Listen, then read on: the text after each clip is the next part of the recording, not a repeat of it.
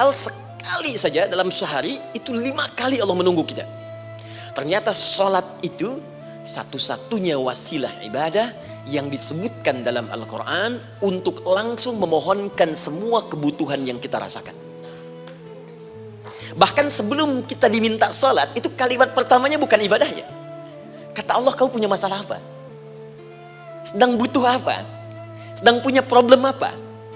Buka Quran surah kedua Al-Baqarah ayat ke-45 sampai 46. Paling kanan pertengahan di usad. Wasta'inu bis-sabri was-salah. Perhatikan kalimatnya, indah sekali. Ya Allah menempatkan sholatnya bagian kedua. Kata Allah, wasta'inu, hei hambaku, jika kalian punya persoalan dalam kehidupan, maka perhatikan kalimatnya baik-baik. Wasta'inu, mintakan solusinya kepadaku. Jadi kalau sedang punya masalah, bukan bikin status, gak akan selesai. Sedang eksplorasi minyak gak keluar-keluar, bikin status. Duh, susah sekali yang ngebornya. Gak akan selesai. Jalan macet, bikin status. Jakarta macet, ya gak akan selesai. Ya, apa yang harus dilakukan? Kata Allah, jika Anda beriman kepadaku, yakin denganku, maka wasta'inu, punya persoalan, minta kepada Allah. Caranya bagaimana? Satu, bis-sabri, terima dulu masalah itu, jangan dikeluhkan. Kaidah lain muncul, karena mustahil saya akan titipkan persoalan kalau tidak Anda mampu mengatasinya. Kaidah Quran surah kedua ayat 286, kita hafal ayatnya. La yukallifullahu nafsan illa usaha. Perhatikan kaidahnya. Allah tidak mungkin menguji seorang hamba di luar batas kemampuannya. Jadi kalau kita sedang punya ujian di rumah kah, pekerjaan kah, kehidupan sosial kah, sebesar apapun ujian itu, kata Allah, memang karena Anda yang sanggup. Kalau nggak sanggup gak akan diuji. Di ujian itu berbanding lurus dengan kemampuan. Mustahil seorang hamba diuji di luar batas kemampuannya. Jadi kalau Anda sekarang pun sedang punya masalah sebesar apapun, kata Allah, memang cuma kamu yang sanggup, yang lain tidak. Maka jangan mengeluh. Jangan Anda katakan, ya Allah, why me? Kenapa saya? Kata Allah, why not? Memang kamu yang mampu, yang lain tidak. Nah, ketika Anda bisa menerima itu dengan sabar, baru datang kalimat kedua, wassalah. Kemudian datang, tunaikan sholat dan mintakan solusi kepadaku lewat sholat. Ya, sedikit ya, lihat sini. Saya berikan sedikit uraian Al-Quran. Saya boleh menulis sini? Boleh ya? Ibu, maaf, agak jauh. Ibu kelihatan ini? Oh, belum saya tulis, bagaimana bisa kelihatan? Luar biasa. Cuma di Pertamina, belum ditulis udah kelihatan. Maaf, lihat sini. Wasta'inu. Baik, ya. Saya ingin sedikit sekali. Ini redaksi Quran tuh indah sekali diksinya. Wasta'inu. Lihat sini. Kata Allah, jika Anda punya persoalan dalam hidup, maka mintakan solusi. Terima dulu masalahnya dengan sabar, karena kita dipercaya oleh Allah. Gini cara memahaminya. Allah aja percaya dengan kita. Masa kita nggak percaya diri? Allah yakin dengan kita mampu. Masa kita nggak yakin? Terima dengan sabar. Kemudian wassalah, mintakan solusinya lewat salat. Kata perintahnya dibuka dengan kalimat wasta'inu. Kalau kita ingin rubah kata perintah ini, fi'il amr, ingin dirubah ke dalam bentuk permohonan, minta, maka rubah kalimatnya menjadi nasta'in. Lihat, nasta'in. Baik, wasta'inu, kata Allah, kalian punya persoalan, ayo minta solusi padaku. Terus kita pengen minta, ya Allah kami ingin minta. Maka dalam bahasa Arab, kalau kita ingin merubah kalimat ini ke dalam bentuk permintaan, kita katakan nasta'in. Saya tanya pada Anda, pernah nggak dalam sholat kita mengucapkan kalimat nasta'in? Ada? Masih ingat? Baik, apa kalimatnya? Iyyaka na'budu wa iyyaka nasta'in. Perhatikan, iyyaka na'budu wa iyyaka nasta'in. Iyyaka na'budu, iyyaka, ya Allah, Engkau perintahkan aku untuk ibadah. Maka sekarang aku ibadah, sholat, hanya kepadamu saja. Kan kata Allah, kamu sholat. Terus kita katakan, iyyaka na'budu. Sekarang kami sholat, ya Allah. Nama lain sholat itu ibadah. Kalau kita ibadah, na'budu. Dari mana tahunya nama lain sholat ibadah? Quran surah ke-20 ayat ke-14. Fa'budni wa aqimis sholata li dzikri. Ibadah kepadaku, caranya sholat. Maka saat sholat kita katakan, iyyaka na'budu. Ya Allah, Engkau perintahkan aku untuk ibadah. Sekarang aku ibadah. Wa iyyaka nasta'in. Dan sekarang aku sedang punya persoalan, ya Allah. punya masalah. Kau punya problem. Dan aku yakin hanya engkau yang pasti akan menyelesaikannya. Ketika Anda mengatakan iyyaka nasta'in, perhatikan hadis qudsinya. Hadisnya qudsi. Ya. Al-Imam Al-Bukhari meriwayatkan, Imam Muslim meriwayatkan, An-Nasa'i meriwayatkan dari sahabat Abu Hurairah radhiyallahu taala anhu. Ada lagi yang dari sahabatnya Anas bin Malik. Perhatikan kalimatnya. Idza qala al-'abdu iyyaka na'budu wa iyyaka nasta'in, jika hambaku dalam salatnya benar membacanya, benar dari awal salatnya sampai dengan kalimat iyyaka na'budu wa iyyaka nasta'in, ya Allah, sekarang aku ibadah kepadamu dan sekarang aku punya persoalan. Aku mohonkan solusinya darimu.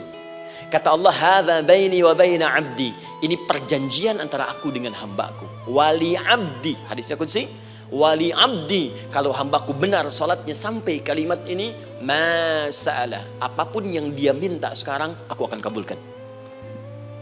Aku akan kabulkan. Pertanyaan saya, berapa di antara kita yang sholat sampai detik ini ribuan kali ruku dan sujud yang memanfaatkan momentum ini untuk memohon? Siapa di antara kita yang ketika sholat memohon kepada Allah solusi? Jangan-jangan selama ini sholat itu hanya menjadi formalitas saja.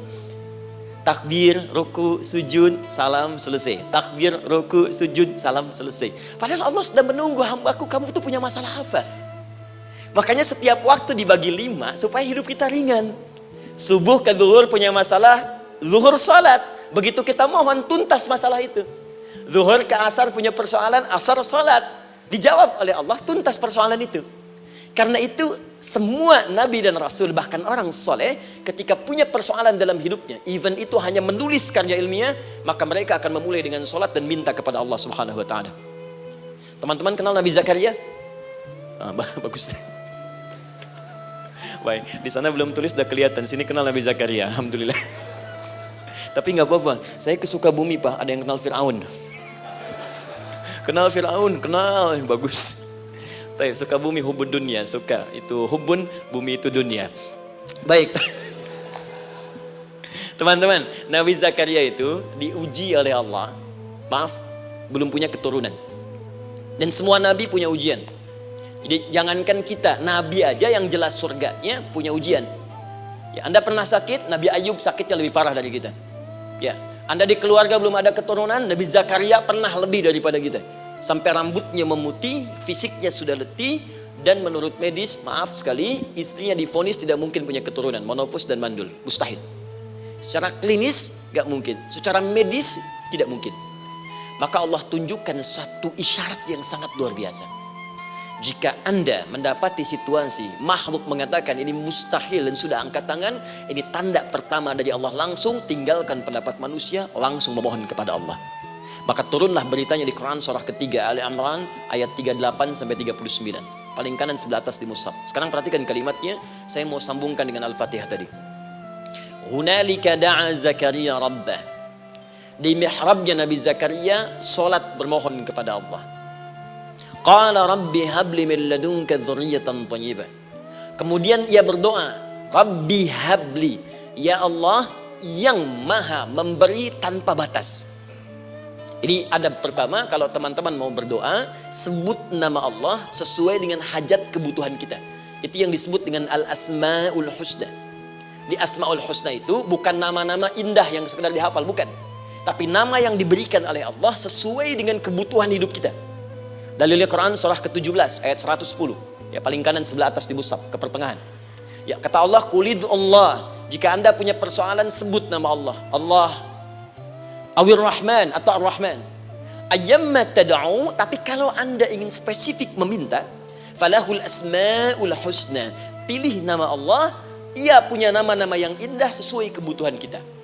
Jadi kalau teman-teman misalnya minta kelancaran rezeki, sebut ya Allah ya Razzaq. Anak mau ujian, ya Allah ya Al-Alim. Di proyek misalnya ada hambatan, ada gangguan, ya Allah ya Al-Jabbar ya Al-Malik. Ingin mudah mengatasi ujian, ya Allah ya Sabar. Minta. Ya, jangan semuanya disebutkan, nanti jadi beban. Ya Allahumma ya Rahman ya Al-Malik ya Al-Quddus ya Sabar, gitu kan? Yang tadinya gak punya masalah jadi punya masalah, gitu kan? Pilih salah satu. Nah, jika Anda ingin memohon pada satu hal yang mustahil menurut manusia, maka minta dengan menyebut nama Allah yang memberi tanpa batas, mustahil di dalamnya. Nama Allah tersebut namanya Wahhab. Wahhab. Ya Allah, ya Wahhab. Al-Wahhab. Kalau kita rubah dalam bentuk permintaan, maka singkat kalimatnya dengan hab. Hab. Untuk sendiri habli, untuk banyakkan hablana.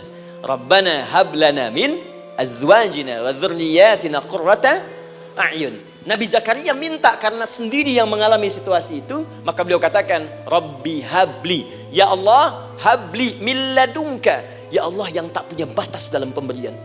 Mereka mengatakan aku tak akan punya keturunan. Mereka mengatakan mustahil aku punya anak. Dan aku yakin kau memberi batas tanpa memberikan pemberian tanpa batas. Aku mohon darimu saja. Darimu saja. Dzurriyyatan thayyibah, keturunan-keturunan terbaik. Innaka sami'ud du'a. Engkau pasti mendengar doa saya. Kalau pada yang maha memohon saja, maha mendengar saja tidak mengabulkan, lantas kepada siapa lagi aku mesti minta? Tapi poinnya bukan itu. Ketika doanya selesai dipanjatkan, sholatnya belum selesai. Doanya selesai dipanjatkan, seketika datang malaikat menyampaikan, kamu dapat kabar gembira, Anda akan punya anak, bahkan namanya langsung diberikan oleh Allah, Yahya. Artinya hidup. Yang mustahil menurut manusia, lahir dari rahim seorang perempuan yang divonis monopos dan mandul, kata Allah, bagiku yang gak ada yang mustahil. Jadi dan hidup dia. Kapan itu terjadi? Masih sholat dan belum selesai dalam sholatnya, dalam keadaan berdiri. Sekarang saya tanya Anda, kita membaca iyyaka na'budu wa iyyaka nasta'in dalam keadaan ruku atau sujud? Sujud. Berdiri. Berdiri teman-teman. Betul kan? Dalam keadaan berdiri saat baca Al-Fatihah. Iyyaka na'budu wa saat kita mengatakan wa iyyaka nasta'in, Allah balik bertanya, apa yang kamu butuhkan? Nabi Zakaria itu sholat dulu baru minta. Kita umat Nabi Muhammad karena keutamaan nabinya, sebelum sholat dah ditunggu. Butuh apa? Mau minta apa? Karena itu saya ingin katakan, ayo manfaatkan momentum sholat ini. Jangan sekedar kita kemudian tunaikan formalitas, tapi kita tidak mendapatkan keuntungannya. Ayo, semuanya. Dari mulai takbir sudah ada doa. Ruku ada doa. Bahkan sujud kita bisa perbanyak dalam bahasa hati kita untuk memohon kepada Allah Subhanahu Wa Taala. Jelas sampai di sini? Baik, mudah-mudahan insya Allah doa kita dikabulkan oleh Allah Subhanahu Wa Taala.